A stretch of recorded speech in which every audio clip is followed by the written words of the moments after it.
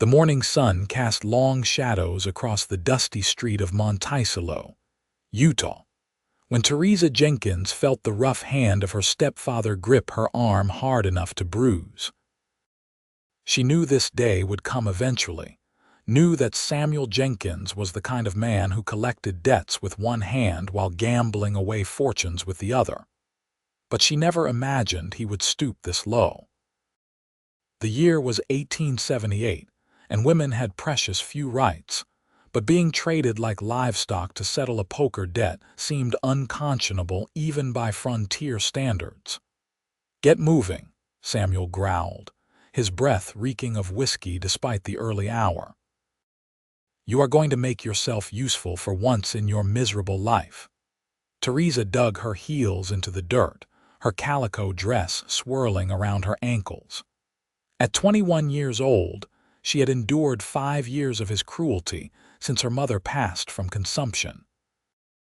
The disease had taken her slowly, painfully, and Theresa often wondered if her mother's broken heart over marrying such a terrible man had hastened her demise. "I will not go," Theresa said, her voice steady despite the fear coursing through her veins. "You have no right."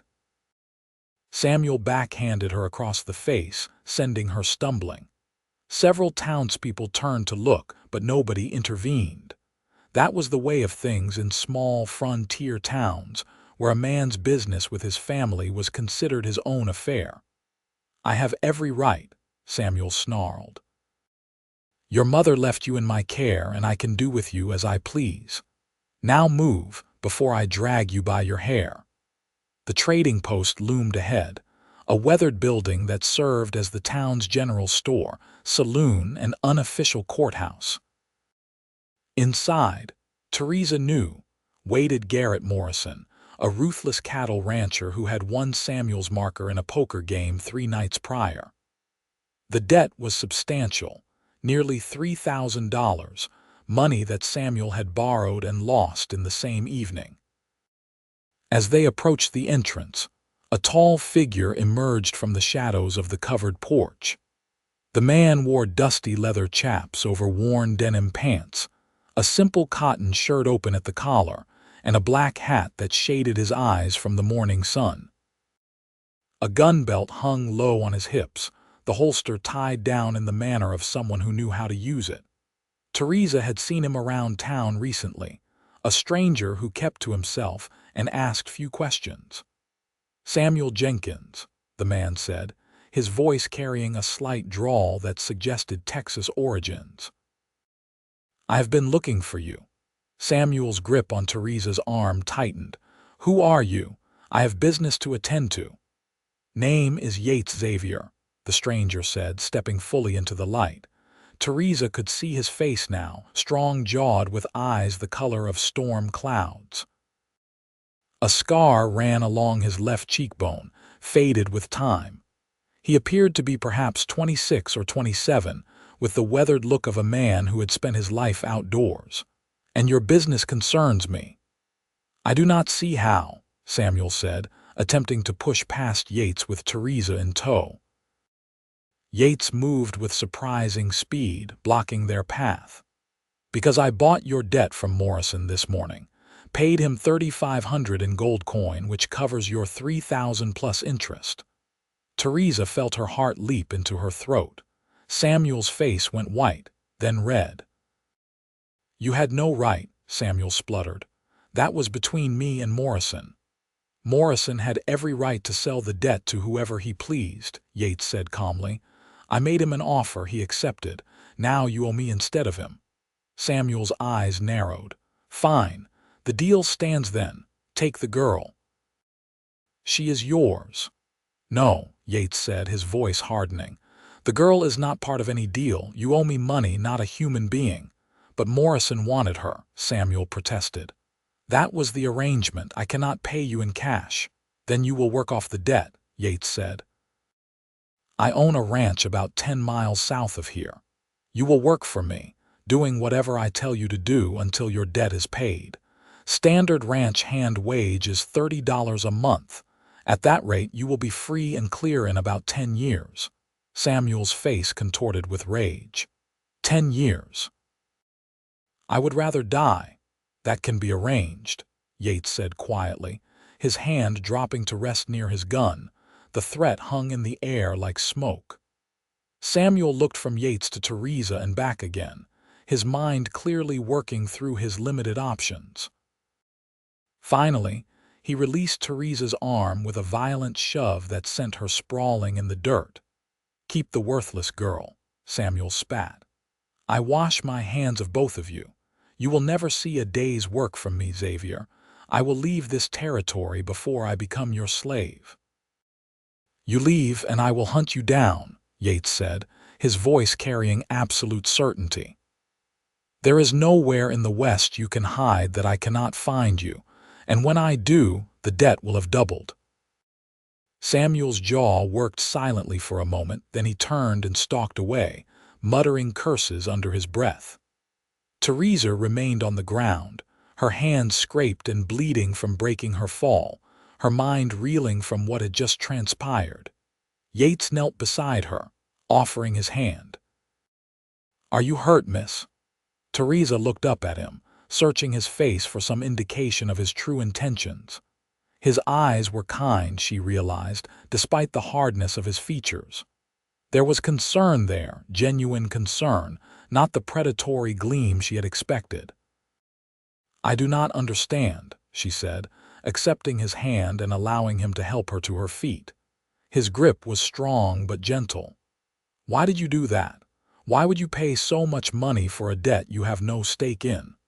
Yates released her hand once she was steady, taking a respectful step back.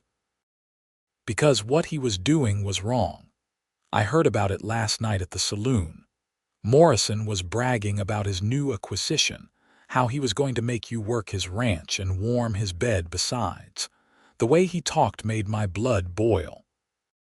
"But $3,500, Theresa said, her voice nearly a whisper. "That is a fortune. You cannot expect me to believe you did this out of pure charity." "I did it because it needed doing," Yates said simply. "As for the money, I have it to spare. Sold a large herd in Denver last month for a good price." Theresa felt tears prick her eyes, but she blinked them back. She had learned long ago that crying solved nothing. "What happens now? What do you want from me?" Yates met her gaze steadily. "You owe me nothing but your heart, Miss Jenkins. And I do not mean that the way Morrison would have. I mean that someday, if you choose, you might think kindly of me. That is all I ask." The words were so unexpected, so strange, that Theresa could only stare at him. "I do not understand." "You do not need to understand right now," Yates said.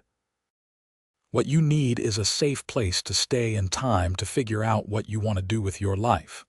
I have a ranch, like I said, with a house that has more rooms than I know what to do with. My foreman's wife, Maria, lives there too. She manages the household. You would be safe there, respected, treated like a person instead of property." "And what would I do at this ranch?" Theresa asked cautiously. "Whatever you like," Yates said. "Help Maria if you want, learn to ride, read books from the library, nothing if that is what suits you.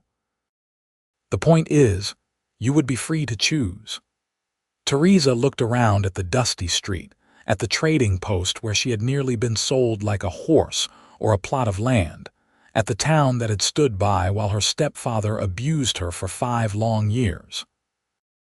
She had no money, no family except Samuel, and no prospects. The alternative to accepting Yates Xavier's offer was, at best, finding work as a laundress or cook, and at worst, ending up in a brothel. At least this man seemed decent, and he had just proved he was willing to part with a small fortune to do the right thing. "I accept," she said, "but I want to be clear that I will work for my keep. I will not be a charity case." Something that might have been a smile tugged at the corner of Yates's mouth. "Fair enough. Maria will appreciate the help, I am sure. Can you cook?" "Yes," Theresa said. "And sew clean, tend a garden, preserve food, and manage household accounts." "Then you will earn your keep and then some," Yates said. "Do you have belongings you need to collect?" Theresa thought of the small room at the back of Samuel's house, the few dresses and personal items that were all she had left of her mother. "Yes, but I do not want to go back there alone." "You will not," Yates said firmly. "I will accompany you." They walked together through the dusty streets, drawing curious stares from the townspeople. Theresa kept her chin up, refusing to show the shame that Samuel had tried to heap upon her. She had done nothing wrong. She was the victim here, not the perpetrator. Samuel's house was a small, poorly maintained structure at the edge of town. Theresa half expected to find him inside, drunk and belligerent, but the house was empty. She gathered her few possessions quickly, stuffing them into a worn carpet bag that had belonged to her mother. There was not much to take. 3 dresses, 2 chemises, a nightgown, a brush and comb set, a small music box her father had given her mother before he died in the war, and a Bible with her family's names inscribed on the front page. Yates waited patiently by the door, not entering the house uninvited. When Theresa emerged with her bag, he took it from her without asking, carrying it as though it weighed nothing. "My horse is at the livery," he said, "and I will rent one for you. Can you ride?" "Yes," Theresa said. "My father taught me before he went to war." "The war between the states?" Yates asked. "Yes, he died at Gettysburg when I was 6 years old." "I am sorry," Yates said, and his voice carried genuine sympathy. "My father died there too." Different side, probably, judging by our accents, but dead is dead regardless of which uniform a man wore. They walked to the livery in companionable silence. The stable keeper, an older man named Pete, raised his eyebrows when Yates asked to rent a gentle mare for an indefinite period, but he took the money readily enough. Within half an hour, they were riding south out of Monticello, the morning sun climbing higher in the cloudless sky. The landscape was harsh and beautiful in equal measure, red rock formations rising from the dusty earth like ancient monuments. Scrub brush and juniper trees dotted the terrain, providing sparse shade. In the distance, mountains rose blue and hazy against the horizon. Theresa had lived in this territory for 5 years, but Samuel had never allowed her to venture far from town. The vast openness of it all was both frightening and exhilarating. "It is beautiful," she said aloud, not really intending to speak. Yates glanced over at her. "It is. Harsh, but beautiful. Like a lot of things worth having, I suppose."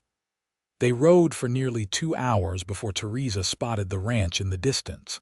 It was larger than she had expected, with a substantial 2-story house, a large barn, several outbuildings, and extensive corrals. Cattle dotted the surrounding rangeland, grazing peacefully. A stream ran nearby, its banks lined with cottonwood trees. "This is yours?"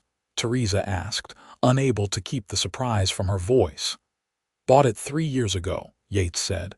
"It was run down then, nearly abandoned. I have been building it up since. Have about 5,000 head now, with plans to expand." As they approached the house, a woman emerged onto the front porch. She was perhaps 40 years old, with warm brown skin and dark hair streaked with silver, pulled back in a practical bun. Her face was kind but weathered, showing a life of hard work. "Maria," Yates called out as they dismounted, "this is Miss Theresa Jenkins. She will be staying with us." Maria's sharp eyes assessed Theresa quickly, missing nothing, then softened with understanding. "Welcome, Miss Jenkins. Any friend of Mr. Yates is welcome here. Please call me Theresa," she said. "And I am not a friend exactly, more of a rescue case, I suppose." "We are all rescue cases of one kind or another," Maria said warmly. "Come inside. You look like you could use some food and rest."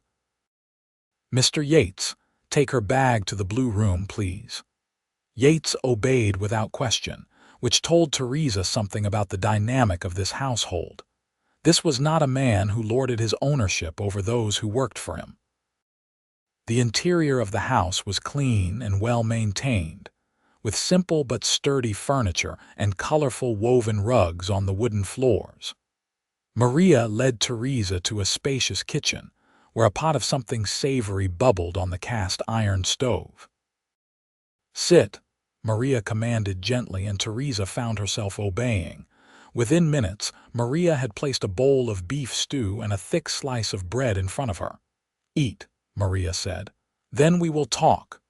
Theresa realized she was ravenous. Samuel had not provided breakfast, and she had been too nervous to eat much the night before. The stew was delicious, rich and hearty, and she finished the entire bowl before she knew it. Maria refilled it without comment, then sat across from her with a cup of coffee. "Mr. Yates is a good man," she said simply. "Whatever brought you here, you are safe now. He told me about you," Theresa said, "that you manage the household." "I do," Maria confirmed. "My husband, Roberto, is the foreman. We have been with Mr. Yates since he bought this place. We have no children of our own, so this ranch is our family." "I want to help," Theresa said. "I will not be a burden. I can work." "Good," Maria said with approval. "I can use the help. This house is big and there is always work to be done, but first you will rest. You have had a difficult morning." After the meal, Maria showed Theresa to the blue room, so named for the faded blue curtains on the windows. It was a simple but comfortable space with a real bed, a washstand, a wardrobe, and a rocking chair by the window. Theresa's carpet bag sat on the bed where Yates had left it. "There is water in the pitcher," Maria said. "Fresh linens in the wardrobe. Rest as long as you need. We eat supper at 6. After Maria left, Theresa sat on the bed and let herself cry for the first time that day. They were not tears of sadness exactly, but rather a release of tension, fear, and overwhelming relief. She had been so certain that her life was over, that she would spend the rest of her days as Morrison's property, subjected to his cruelties and lusts. Instead, through some miracle, a stranger had intervened and brought her to this place. "You owe me nothing but your heart." The words echoed in her mind. What had Yates meant by that? She was not naive enough to believe he wanted nothing from her, but his actions so far suggested he was sincere about not expecting anything beyond her goodwill. It was so strange, so unlike anything she had experienced in her limited dealings with men. Exhaustion overtook her confusion, and Theresa lay back on the bed, not even bothering to remove her shoes. She fell asleep almost instantly, her body surrendering to the stress and trauma of the morning. When she woke, the sun was lower in the sky, casting golden light through the blue curtains. Theresa sat up, disoriented for a moment before remembering where she was. A quick check of the small clock on the washstand told her it was nearly 5:30. She had slept for hours. Quickly, she poured water from the pitcher into the basin and washed her face and hands. She changed from her dusty calico dress into the least worn of her other dresses, a simple gray cotton that her mother had made for her 3 years ago. She brushed out her light brown hair and repinned it, trying to make herself presentable. When she descended the stairs, she found Yates in what appeared to be a study, sitting at a large desk covered with papers and ledgers. He looked up as she entered, and something in his expression softened. "Did you rest well?" he asked. "Yes, thank you," Theresa said. "I apologize for sleeping so long. I did not mean to shirk my duties on my first day." "You have no duties on your first day except to recover," Yates said. "Besides, Maria would never forgive me if I put you to work before you had a chance to settle in." Theresa moved further into the room, looking at the books that lined the shelves. There were the expected practical volumes about cattle ranching and land management, but also novels, books of poetry, history texts, and even some medical journals. "You like to read," she observed. My mother was a school teacher, Yates said. She insisted I get an education, even though my father wanted me to be a cowboy from the cradle. I appreciate both now, the physical work and the learning. What happened to your parents? Theresa asked, then immediately regretted the personal question. I am sorry, that was rude. Not at all, Yates said. My father died at Gettysburg like yours. My mother passed 5 years ago from a fever. I sold our small ranch in Texas and came up here looking for a fresh start. I am sorry for your losses, Theresa said softly. And I for yours, Yates replied. Life in the West is not easy. We lose people, but we keep going because that is what they would want. Maria appeared in the doorway. Supper is ready. Stop talking her ear off, Mr. Yates, and come eat. The dining room was simple but pleasant, with a long wooden table that could seat 10 people comfortably. Tonight, there were 4 places set. Roberto, Maria's husband, joined them. He was a stocky man with calloused hands and a quiet demeanor, but his eyes were intelligent and kind. The meal was roasted chicken with vegetables from the garden and fresh bread. The conversation was easy and pleasant, with Roberto and Yates discussing ranch business while Maria asked Theresa gentle questions about her life before today.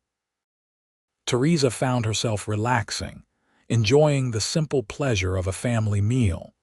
She could not remember the last time she had felt so comfortable. After supper, Yates excused himself to check on the horses, and Maria enlisted Theresa's help with the dishes. As they worked side by side in the kitchen, Maria said quietly, "He is a good man, but he is lonely." "Yates?" Theresa asked, though she knew the answer. "Yes, he works himself nearly to death, and when he is not working, he is reading or riding alone. He needs someone to care for, to build a life with." "Maria," Theresa said carefully, "he just met me this morning.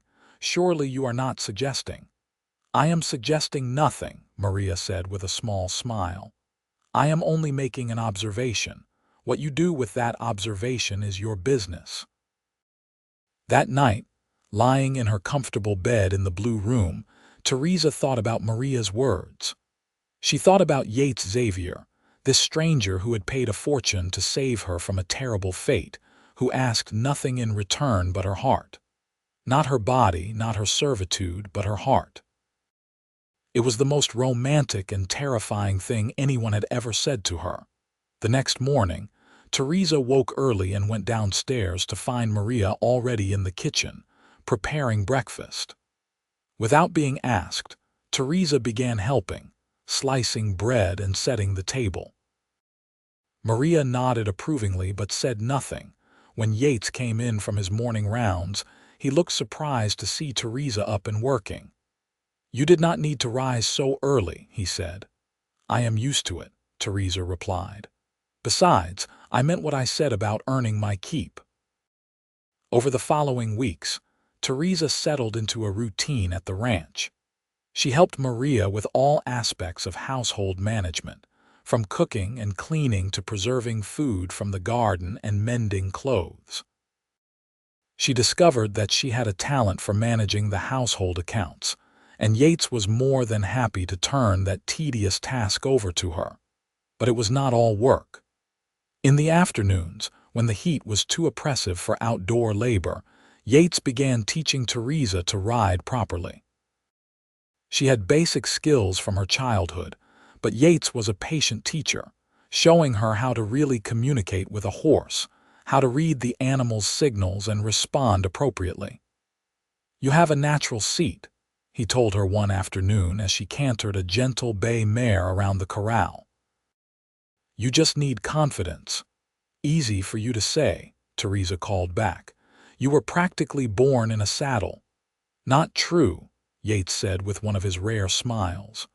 "I fell off more times than I can count when I was learning. My father used to say I spent more time eating dirt than riding."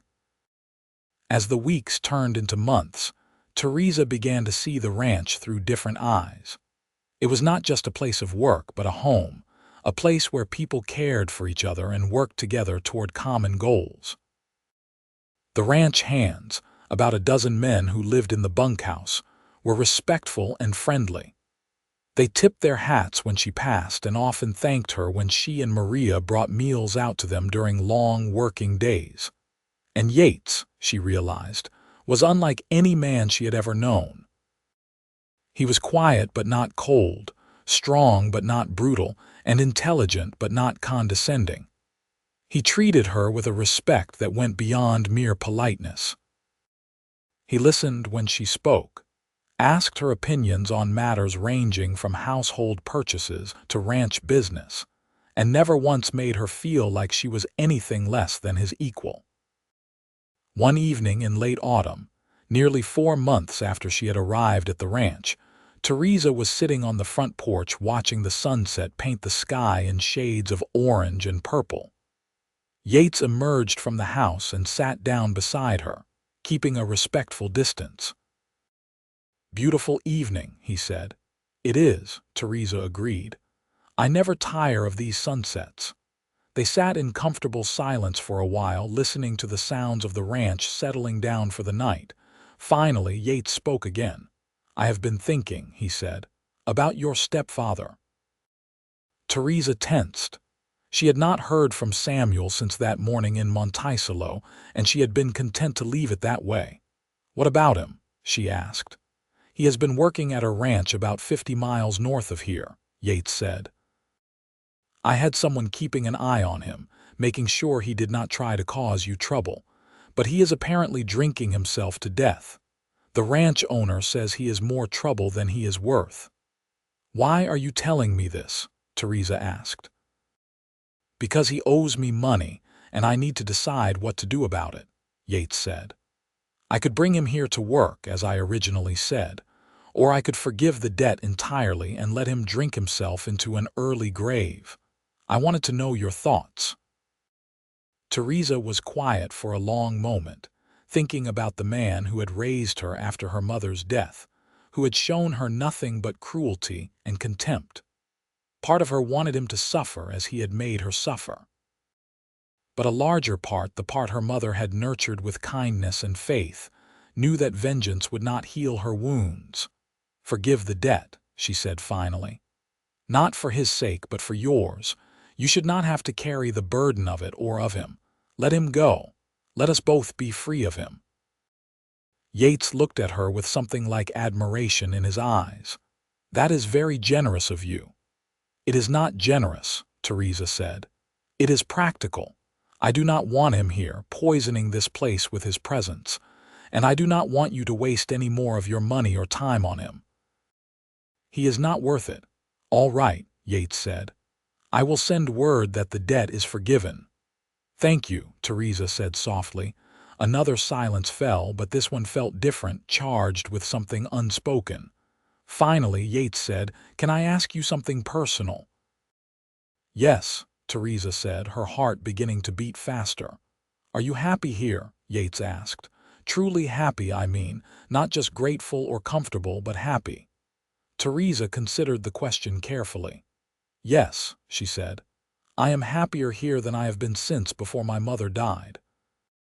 This place, these people, they feel like home." "I am glad," Yates said, and she could hear the genuine relief in his voice. "I have worried that you might feel trapped, that you might resent the circumstances that brought you here." "Never," Theresa said firmly. "You saved me, Yates. Not just from Morrison or Samuel, but from a life of misery and degradation. I will never resent that." Yates turned to look at her fully, his storm-gray eyes intense. "I need to tell you something," he said. "I need you to understand why I did what I did that morning."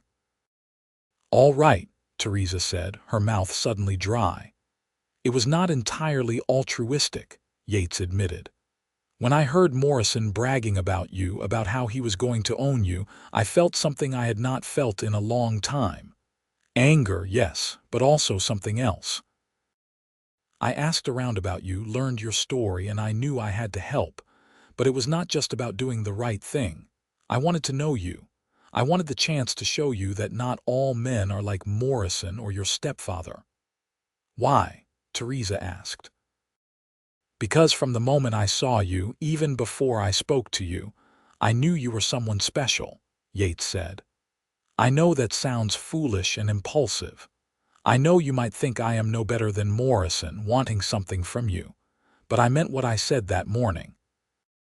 You owe me nothing but your heart, and I do not mean that I expect you to give it to me. I mean that if someday you find it in your heart to care for me, even a little, that would be enough. That would be worth every penny I spent and more." Theresa felt tears prick her eyes, but these were not tears of sadness or fear.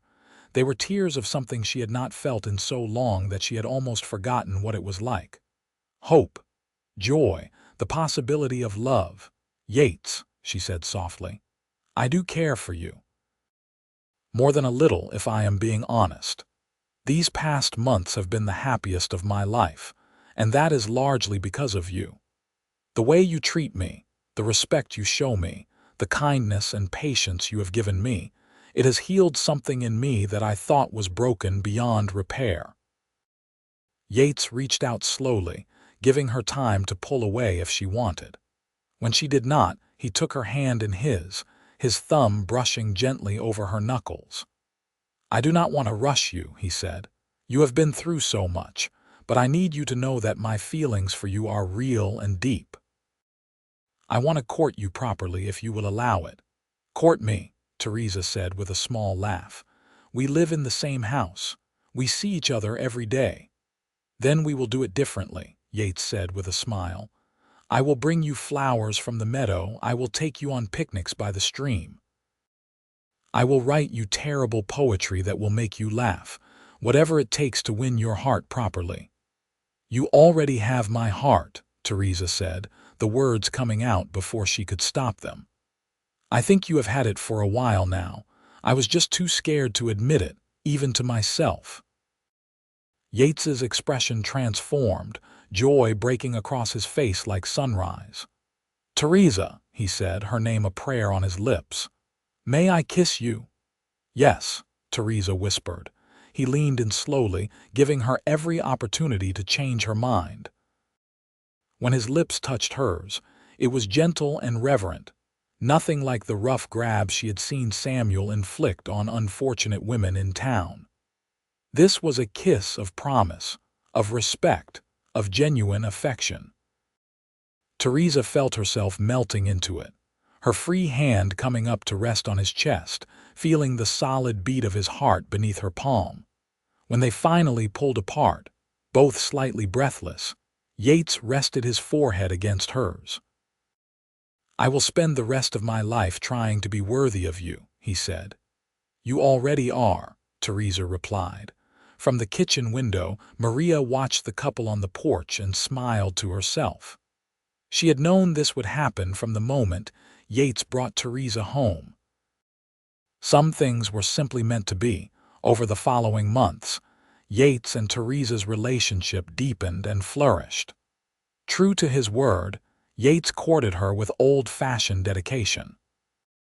He brought her wildflowers, took her on rides through the beautiful Red Rock country, and yes, even attempted poetry, which was indeed terrible but made Theresa laugh until her sides ached. But more than the grand gestures, it was the small moments that meant the most to Theresa. The way Yates always saved her the choicest piece of meat at dinner. The way he listened to her read aloud in the evenings, his eyes never leaving her face. The way he asked her opinion on ranch matters and actually valued her input. The way he kissed her goodnight on the porch each evening, always respectful, never demanding more than she was ready to give. By the time spring arrived, painting the harsh landscape with unexpected blooms, Theresa knew she was deeply, irrevocably in love with Yates Xavier.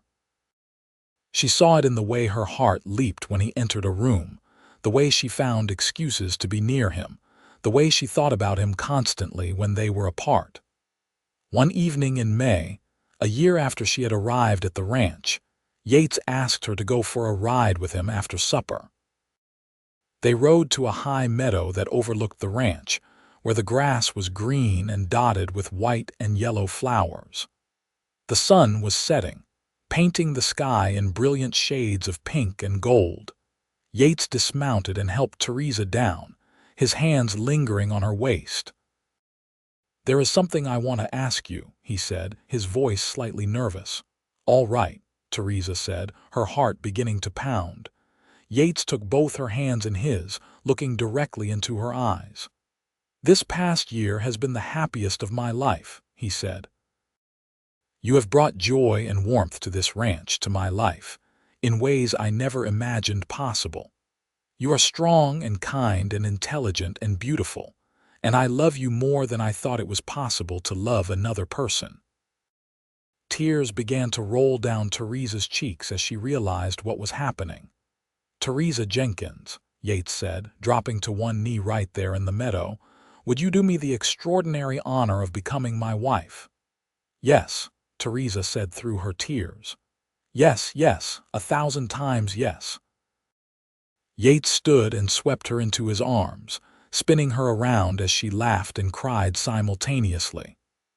When he set her down, he kissed her with a passion he had kept carefully restrained until now, and Theresa kissed him back with equal fervor, pouring all her love and hope and joy into that moment. When they finally pulled apart, Yates reached into his pocket and produced a simple gold ring with a small but beautiful diamond. "It was my mother's," he said. "If you do not like it, we can get something different." "It is perfect," Theresa said, watching as he slipped it onto her finger. It fit perfectly, as though it had been made for her. They stayed in the meadow until full dark, talking about their future, making plans and dreams. They would marry as soon as possible, Yates said. They would build their life together on this ranch, raise children here if they were blessed with them, and grow old together watching the sunsets from their porch.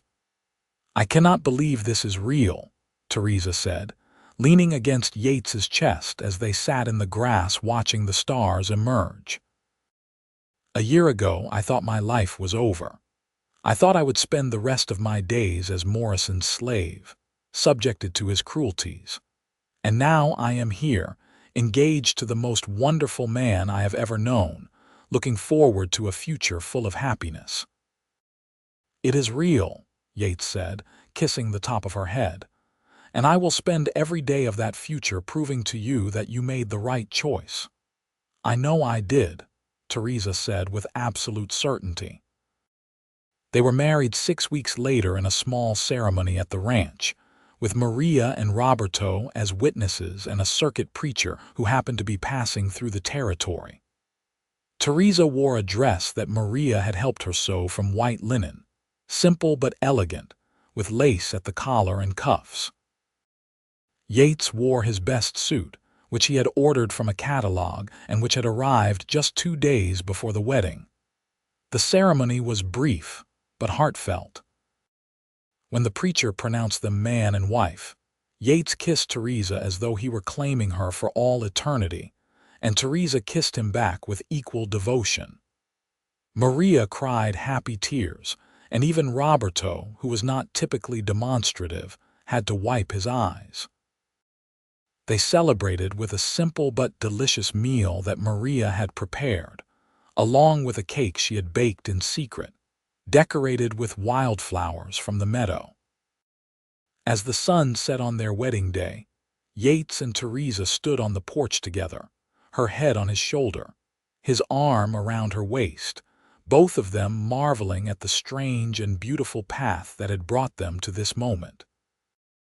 That night, in the room that had been Yates's alone but was now theirs together, they consummated their marriage with tenderness and love. Yates was patient and gentle, making sure Theresa felt cherished and safe every moment. And Theresa, who had feared physical intimacy because of the stories she had heard and the brutality she had witnessed, discovered that it could be beautiful and meaningful when shared with someone you truly loved. Afterward, lying in Yates's arms in the darkness, Theresa said softly, "I love you so much it frightens me sometimes. I keep waiting for something to go wrong, for this happiness to be taken away." "Nothing is going to take it away," Yates said firmly. "I will not let anything hurt you ever again. We are building something real and lasting here, Theresa. A life, a family, a legacy. This is just the beginning." And he was right. Over the next several years, their life together flourished in ways that exceeded even their most optimistic dreams. The ranch prospered under Yates's management and Theresa's careful stewardship of the household finances. They expanded their herd to over 8,000 head, making them one of the largest operations in the region. But more than material success, they found deep and abiding happiness in each other.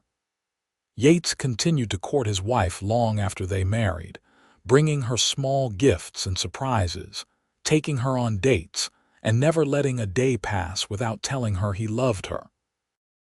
Theresa, in turn, created a home that was warm and welcoming, a place where Yates could rest from his labors and find peace. 2 years after their marriage, Theresa gave birth to their first child, a healthy baby boy they named James, after Theresa's father. Yates was present for the birth, holding Theresa's hand through the long hours of labor, and when Maria finally placed the squalling infant in his arms, he wept unashamedly. "He is perfect," Yates said, looking down at his son with wonder, "just like his mother." "He has your eyes," Theresa said, exhausted but glowing with joy. "Then he will see the world clearly," Theresa replied with a tired smile. James was followed 2 years later by a daughter they named Catherine, after Yates's mother. She had Theresa's light brown hair and delicate features, but Yates's determination and strong will. And then, 2 years after that, came another son, Samuel, which surprised everyone given the associations with that name. "Why would you name him that?" Maria asked gently when Theresa told her the chosen name. "Because I want to reclaim it," Theresa said. "I will not let my stepfather's cruelty taint a perfectly good name. Our Samuel will be everything that man was not. Kind, honest, hardworking, and loving. And he was." All 3 children grew up surrounded by love and security, knowing they were cherished by both their parents. Yates was a devoted father, teaching his sons to ride and work cattle, and his daughter too when she showed an interest. He never believed in limiting children by their sex, having learned from his own mother that women were just as capable as men in any endeavor they chose. Theresa was an equally devoted mother, but she never lost herself in motherhood. She continued to manage the ranch accounts, to ride with Yates when she could, and to maintain her own interests and friendships. Maria became like a mother to her, teaching her the secrets of the kitchen and garden, sharing stories of her own life and listening to Theresa's joys and concerns. The ranch hands remained loyal and hardworking, many of them staying for years or even decades. They respected Yates and Theresa both, understanding that they were working for good people who treated them fairly. Several of them eventually married and brought their families to the ranch, building small houses on the property and creating a true community. One autumn afternoon, nearly 10 years after their marriage, Theresa was sitting on the porch watching James and Catherine teach little Samuel to ride when Yates came and sat beside her. He took her hand, lacing their fingers together in the familiar way they always did. "What are you thinking about?" he asked. "About that morning in Monticello," Theresa said. "About how terrified I was, how certain I was that my life was over, and about how wrong I was." "I think about that day too," Yates said. "About how close I came to not intervening, to telling myself it was not my business. I almost rode out of town that morning without going to the trading post. But something made me stay, made me act. I have always believed it was fate. Whatever it was, I am grateful for it," Theresa said. "You gave me my life back, Yates, More than that, you gave me a life I never dreamed was possible." "You gave me the same thing," Yates said. "I was existing before you came, not living, working and surviving but not truly alive. You brought color and warmth and meaning to everything." They sat in comfortable silence for a while, watching their children play in the golden afternoon light. Finally, Theresa said, "Do you remember what you told me that first day? That I owed you nothing but my heart." "I do," Yates said. "You have it," Theresa said. "You have always had it, from that very first day when you stood up for me when no one else would. And you will have it until my last breath and beyond." "And you have mine," Yates said, pulling her close and kissing her temple. "Always and forever."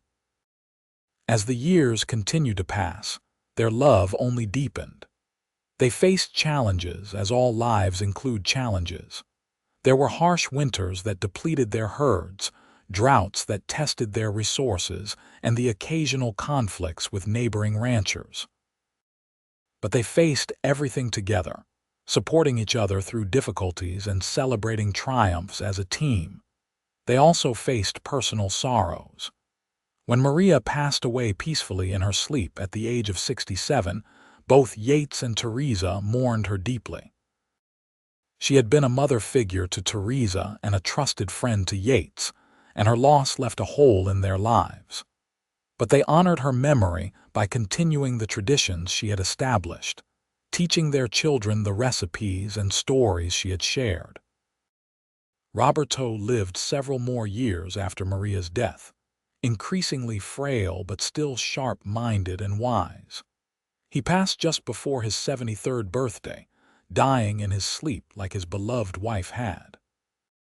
Yates and Theresa buried him beside Maria in a small cemetery they had established on a hill overlooking the ranch, where wildflowers grew in profusion every spring.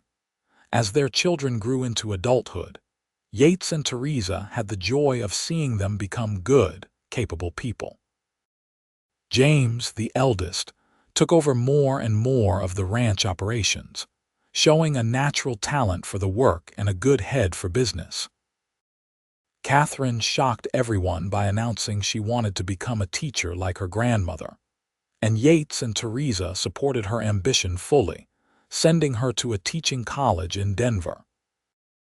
And Samuel, the youngest, showed an interest in medicine, poring over the medical journals in Yates's library, and eventually apprenticing with the doctor in Monticello. One by one, the children married and started families of their own. James brought home a spirited young woman named Violet who matched him perfectly in determination and work ethic. Catherine married a fellow teacher, a gentle man named Patrick who adored her fierce intelligence. And Samuel married a Ute woman named Ayana who was training as a midwife. And together they opened a small medical practice that served both the white settlers and the native populations, bridging communities that too often remained divided. Yates and Theresa became grandparents 8 times over, and they delighted in their grandchildren, spoiling them shamelessly and filling the ranch house with the sound of young laughter once more. The house that had once seemed too large for just Yates and Maria had become a home filled with multiple generations, all of them connected by love and mutual respect. As Yates and Theresa grew older, they began to slow down, gradually turning more of the ranch operations over to James and his wife. But they never stopped being active in the life they had built. Theresa continued to manage the household accounts well into her 60s, and Yates still rode out most mornings to check on the herd, though he no longer spent 14-hour days in the saddle. One evening, as they sat on their familiar porch watching another spectacular sunset, Theresa now 67 and Yates 72, they reflected on the extraordinary life they had built together. 47 years, Theresa said softly. It does not seem possible that so much time has passed. And yet every day with you still feels like a gift, Yates said, his hand finding hers with the same automatic ease it had for nearly 5 decades. "You ever wonder what would have happened if you had not intervened that day?" Theresa asked. "If you had let me be traded to Morrison?" "Never," Yates said firmly, "because that outcome was unthinkable. I could not have lived with myself if I had not acted." "You saved me," Theresa said, "in every way a person can be saved." "We saved each other," Yates corrected gently. "I was lost before you came into my life, Theresa. Successful by material measures, perhaps, but empty inside. You gave me purpose and joy and a reason to build something lasting." Theresa leaned her head on his shoulder, feeling the solid comfort of his presence. "I love you," she said. "I will love you forever." "And I love you," Yates replied. "Beyond forever, into whatever comes next." They continued to share their lives for several more beautiful years. Yates passed away at the age of 79, dying peacefully in his sleep with Theresa beside him. She woke in the morning to find him gone, his face peaceful and free from pain.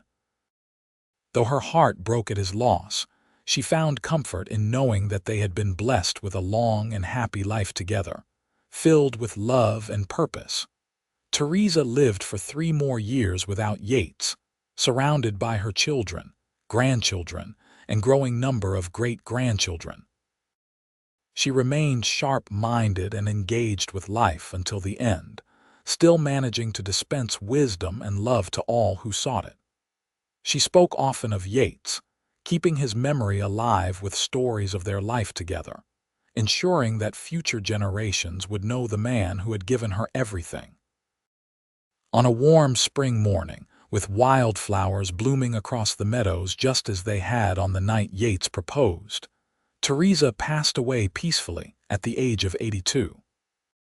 She was buried beside Yates on the hill overlooking the ranch, their graves marked with simple headstones that bore their names, their years, and a single inscription: "You owe me nothing but your heart." Their children and grandchildren continued to work the ranch, passing down the stories of how it all began, of the debt that was not a debt, of the cowboy who paid a fortune for a stranger's freedom and asked nothing in return but her heart. And she had given it freely, along with a lifetime of love that echoed through the generations. The ranch remained in the family for generations, a testament to the solid foundation that Yates and Theresa had built together. The house still stood, weathered but strong, its porch still the place where family members gathered to watch the sunset and tell stories of those who had come before. And every spring, without fail, wildflowers bloomed on the hill where Yates and Theresa rested side by side, their love story complete, their legacy eternal. They had taken broken pieces and built something beautiful, transformed a moment of cruelty into a lifetime of love, and proved that sometimes the greatest debts are the ones we choose to forgive, and the greatest wealth is found in giving our hearts freely to those worthy of holding them. The story of their love became legend in the region, passed down through family and community alike as an example of what could be achieved through courage, compassion, and commitment. Young couples would visit their graves, hoping for blessings on their own marriages. Families would gather there for picnics, celebrating the foundation of love and respect that Yates and Theresa had modeled.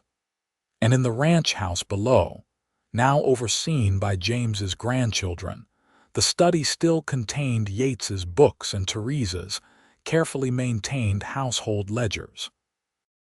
The kitchen still used many of Maria's recipes, passed down through generations of Xavier family cooks. The corrals still held horses descended from the ones Yates had raised, and the cattle that grazed the range eland bore the brand he had designed all those years ago. The Blue Room, where Theresa had first found refuge and peace, was maintained as a guest room, its name and purpose preserved through the decades. Many a young bride had spent her first night as a married woman in that room, and many a new life had drawn first breath within its walls. It remained a place of new beginnings, just as it had been for Theresa so many years before. As time moved forward and the 19th century gave way to the 20th and eventually the 21st, the Xavier Ranch adapted and evolved, but always retained its core values of hard work, respect, and love. These were the values that Yates and Theresa had instilled, and they proved strong enough to weather any storm. The debt that Samuel Jenkins had owed, the $3,500 in gold coin that Yates had paid to Morrison, proved to be the best investment he ever made. Not because of any financial return, but because it bought him the chance to know Theresa, to love her, and to build a life that enriched not just themselves but everyone who came after them. In the end, the story that began with a woman being traded for a debt and a cowboy who said she owed him nothing but her heart became a story of redemption, transformation, and enduring love. It proved that one person's courage to do the right thing, even at great personal cost, could change not just one life but countless lives across generations. And every sunset that painted the Utah sky in brilliant colors seemed to whisper their names: Yates and Theresa, cowboy and rescued woman, partners and lovers, husband and wife. The foundation of a legacy built on the simple but profound truth that love freely given is the greatest wealth any person can possess. Their story was complete, their journey from strangers to soulmates fully told, their happy ending well earned and richly deserved.